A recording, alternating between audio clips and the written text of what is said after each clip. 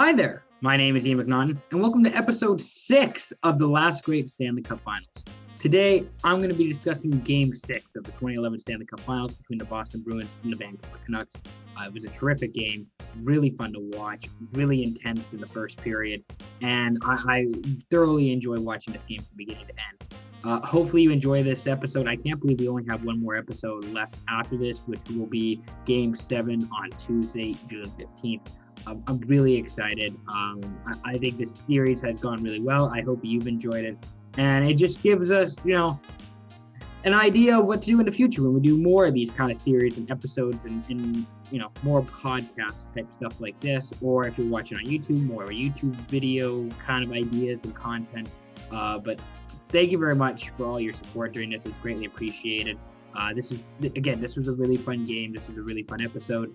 And Game 7 is going to be a really fun episode and a really, really awesome show. So tune into that Tuesday, June 15th. For now, enjoy episode 6 of the last great Stanley Cup Finals. Brought to you by Speak Your Peace.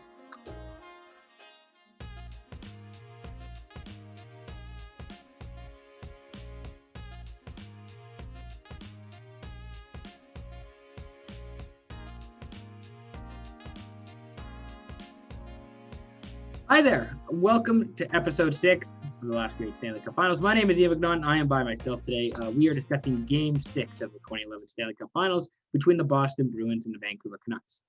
Today, it's just myself, but it's still a really good episode. The Bruins defeated the Canucks 5-2 at TD Garden on June 13th, 10 years ago today.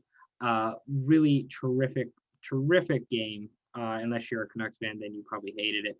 But I'm going to go through my categories that I have for this. I hope you enjoy this as well, as much as I did going through this, created all the notes, created all the graphics for just the whole series. I mean, this game was about as good as any of the games in this series, but that's up for me. That's not up for me to decide. Hopefully you feel that way too after listening to this. We'll start with the fun facts I have from this game. Again, the Bruins beat the Canucks 5-2. The Bruins scored 4 goals in 4 minutes and 14 seconds during the first period, and Chase Roberto Luongo out after the third goal.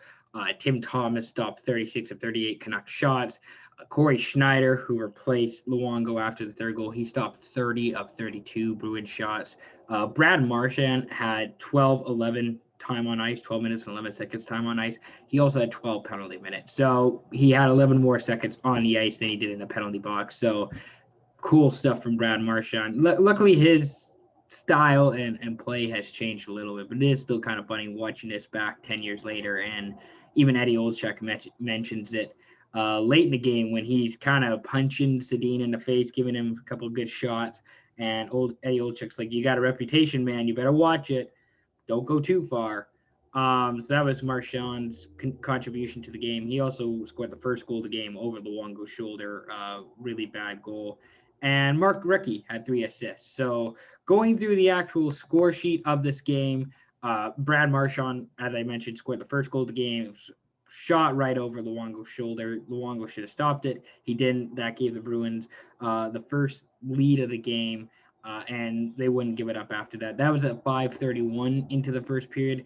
The next goal was from Milan Lucic off a bad Canucks change. Lucic got the pass off a backhand from Rich Peverley. Lucic put the puck on net. It went 5-hole, trickled through Luongo's pads, and Bruins are now up 2-0. David Krejci almost got the tip in to really put it home, but it was still able to sneak through Luongo, go into the back of the net. 2-0 lead for the Bruins, and then the Bruins get a power play thanks to a boarding penalty from Alex Edler, which was an interesting penalty considering it was a boarding call. It was a terrible play, but there's been other stuff throughout this game, throughout this series that were let go that was not called either boarding or charging or interfering or whatever. They called this penalty. The Canucks didn't quite kill the penalty.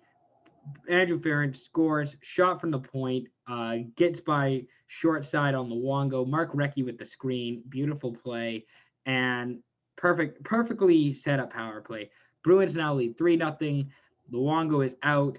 This third goal came 3 minutes and 4 seconds after the first goal. So 3 goals in 3 minutes and 4 seconds for the Bruins. Not a great look for the Canucks, who were coming into Boston having lost their first 2 games to Boston earlier in this series. They had a chance to win the Cup that night. They did not.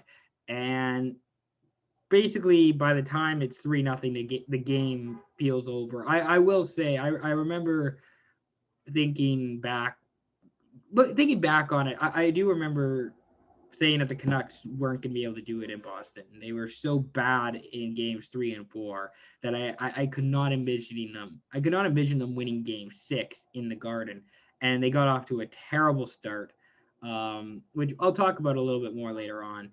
But Ference gets the power play goal. It's 3-0 Bruins. Finally, Michael Ryder gets the Bruins' 4th goal of the game and in the period with a tip from Thomas Cavalier's point shot. It gets by Corey Schneider's left shoulder, and the Bruins are up 4-0. That's the game. That's essentially the game. There really isn't much to come back from if you're the Canucks. You've already changed your goaltenders. You're getting outmanned. You're getting outplayed. Nothing is going right for the Canucks in this game.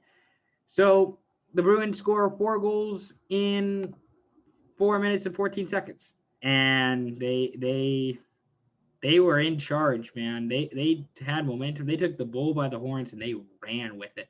The Canucks do get on the board in the 3rd period. Henrik Sedin gets his 3rd goal of the postseason, first point of the series, 22 seconds into the 3rd period on a power play goal, and the Bruins now lead 4-1. Not 4-1 for very long. About 6 minutes later, David Krejci on the power play. He gets the Bruins' 5th goal of the game off a nice play from Mark Recchi, and the Bruins are now leading 5-1. It's a 4-goal deficit for the Canucks in the 3rd period. It's even worse than it was before.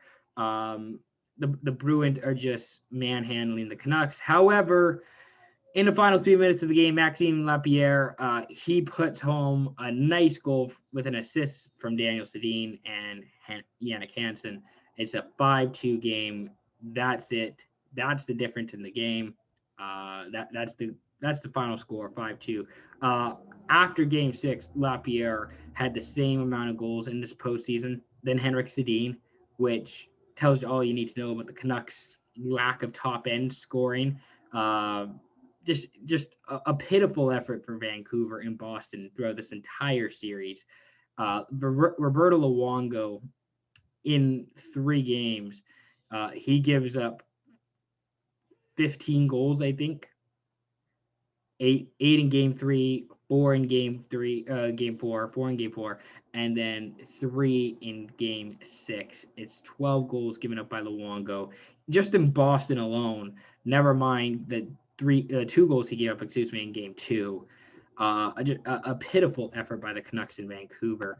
But Mark Recchi, he had 3 assists in the game. The legend Mark Recchi, he got an assist on a Marchand goal, the Ference power play goal, and the Krejci power play goal. That's tied for the second most assists in a playoff game for Mark Recchi. He had 3 assists in Game 6 of the 1991 Patrick Division semifinals against New Jersey when he was a member of the Pittsburgh Penguins, and he had 4 assists. That's his career high in a playoff game.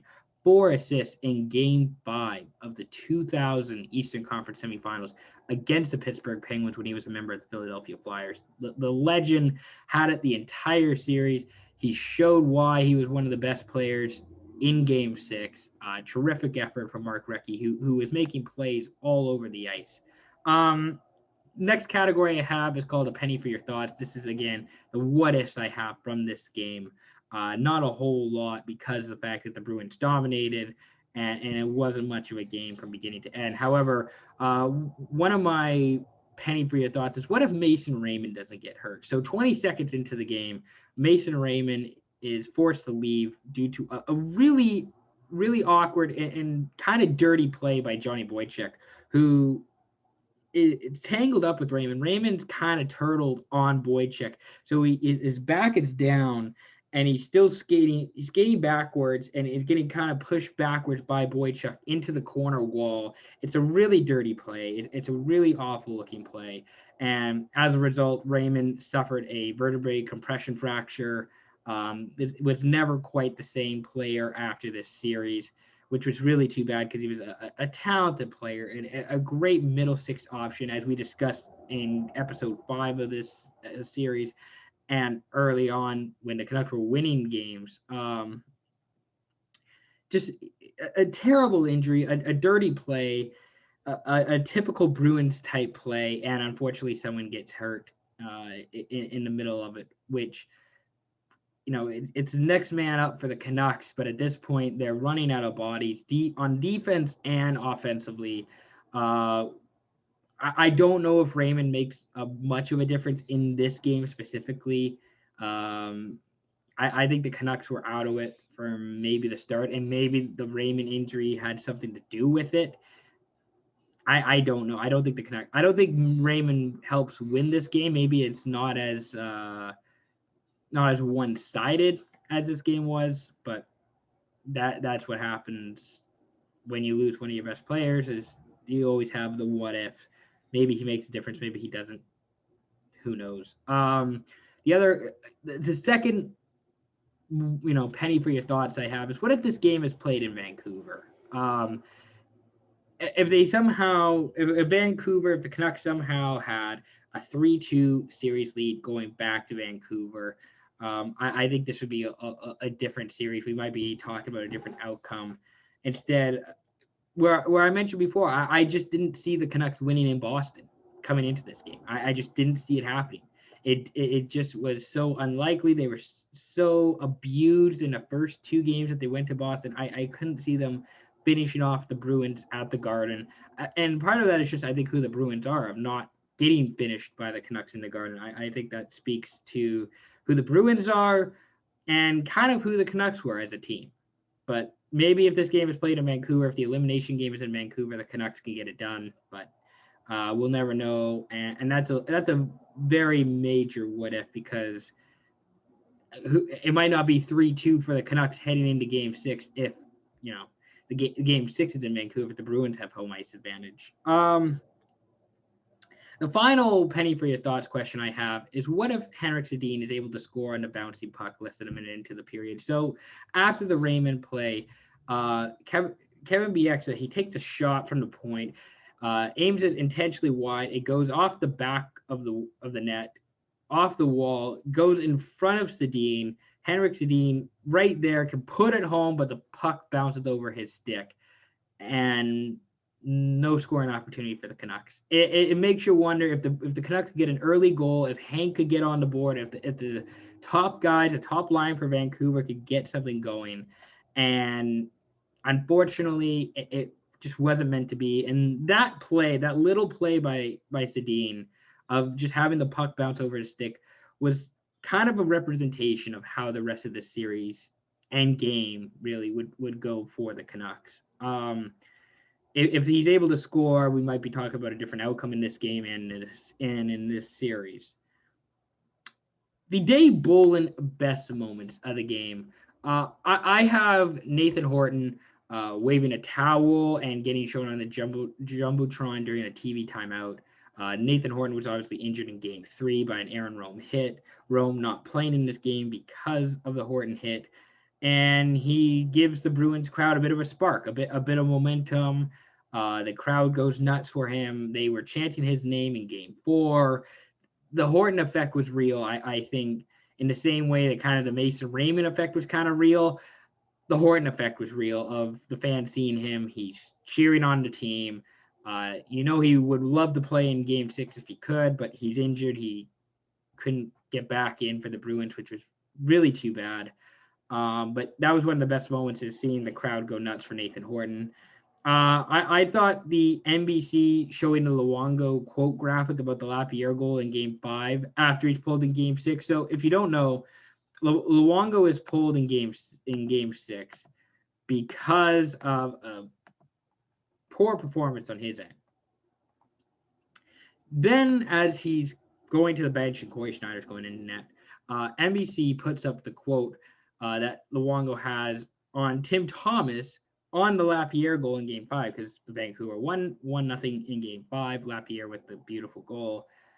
And Luongo says, and I quote, "It's not hard making the save if you're playing in the paint. It's an easy save for me. But if you're wandering out and aggressive like he does, that's going to happen. And NBC posted that graphic. They put that graphic on the screen as Luongo's on the bench in Game 6, down 3-0. I thought that was really funny. I thought that was hilarious. You love to see it, just the irony of that. And I mean, Luongo just had a shit time in Boston. He does have a shit time in Game 7, and we'll get to that. But he has a shit time in Game 7 and Game 6, Game 3 and 4. He was not clutch when the Canucks needed him to be outside of the, in the non-elimination games and not at home. Terrible.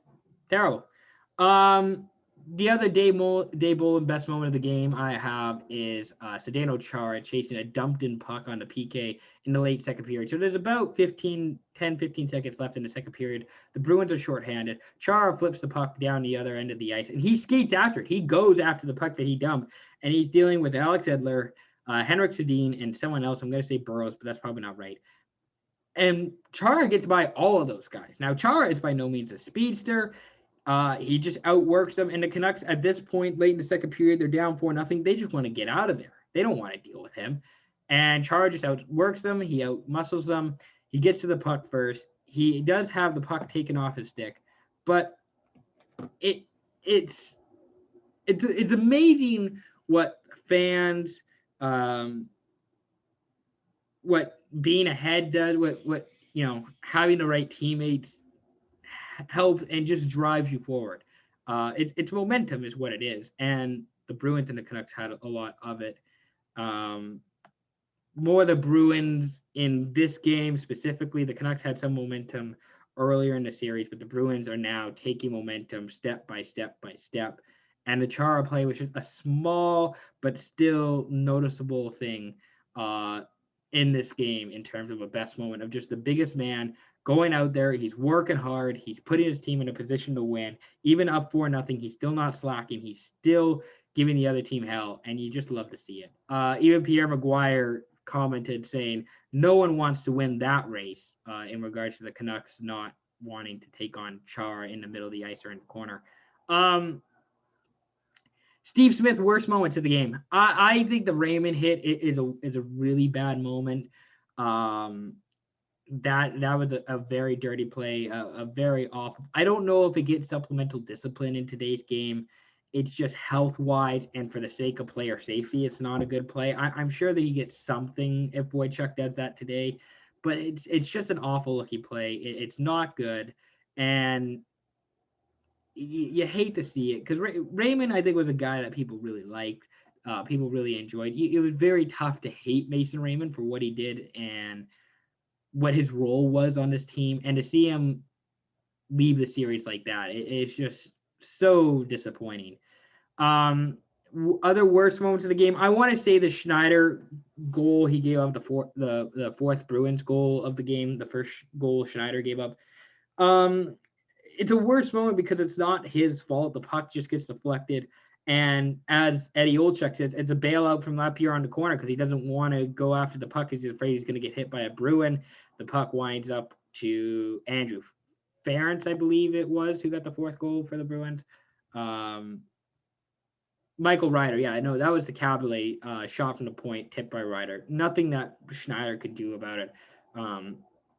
His teammates did nothing to support him. Ryder tips the puck in front of the net because no one's going after Michael Ryder in front of the net. Ryder tips it. Nothing Schneider could do. He looks back because he's surprised that it went in, and it just adds to it's just more fuel on the fire for the Bruins. Really bad. It's a bad moment for Schneider because there's nothing he could do about it, and he's just there to kind of, fix whatever's going on out there, and then he gives up a goal on the first shot that he faces. You hate to see it. Other worst moments from this game. I mean, I don't really have a really worst one. Like the Edler play was obviously not a great play. The boarding on Rich Peverly, it was a boarding. It should have been called a boarding. It is a dangerous hit, but there's so much in the series, in this game, that doesn't get called that probably should get called. In terms of penalties, like this wasn't as like physical or rough as the other games, which I thought made it a little bit better just as a hockey game. Like you like the conflict, you like the contact, you like the violence, but this wasn't totally violent. And that was what made the Edler boarding call a little disappointing. Was just like it's a bad hit, but there's other stuff you can call. You got to be consistent with it. It didn't feel like quite a consistent play, but here we are. Um, Pierre Maguire NBC mic checks. I don't have a lot. I mentioned earlier the Eddie Olczyk saying that Lapierre bailed out of a play in the fourth goal of the game for the Bruins. I mentioned no one wants to win that race from Pierre Maguire, who was talking about the Canucks dealing with the Zdeno Chara play.